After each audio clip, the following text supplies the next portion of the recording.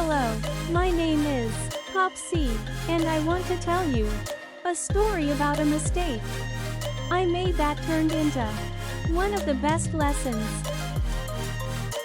I've ever learned. It was a regular afternoon, and I was at the market, helping my mother sell apples. We had a small stall by the edge of the town square, and I had been looking forward to this day all week. I was proud of the apples we grew. They were shiny and red, sweet and crisp. We'd worked so hard to make sure they were perfect, and today, I was going to sell them all. But there was a problem. Just as the sun began to set, a boy from a nearby farm came up to our stall.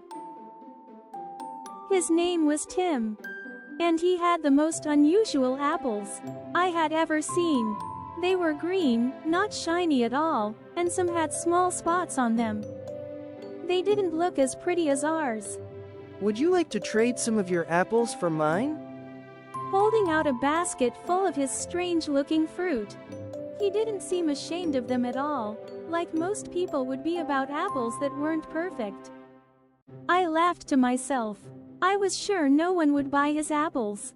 We don't need any, I said, pushing the basket away. Our apples are much better. Tim didn't argue. He just smiled and left.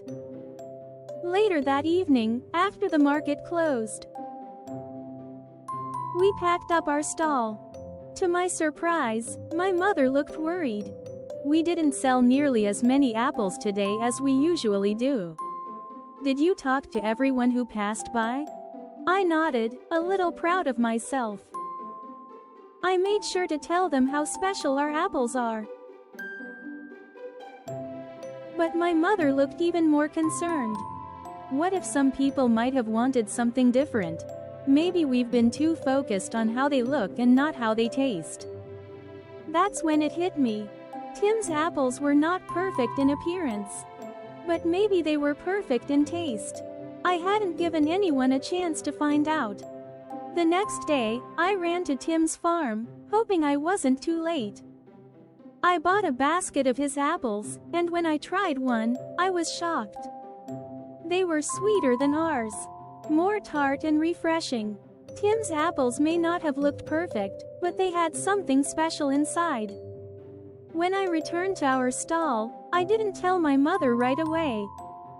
I just started talking to everyone who came by, telling them about both our apples and Tim's. Our apples are sweet, I said. But these apples here, I held up Tim's apples, are one of a kind. You won't find anything like them.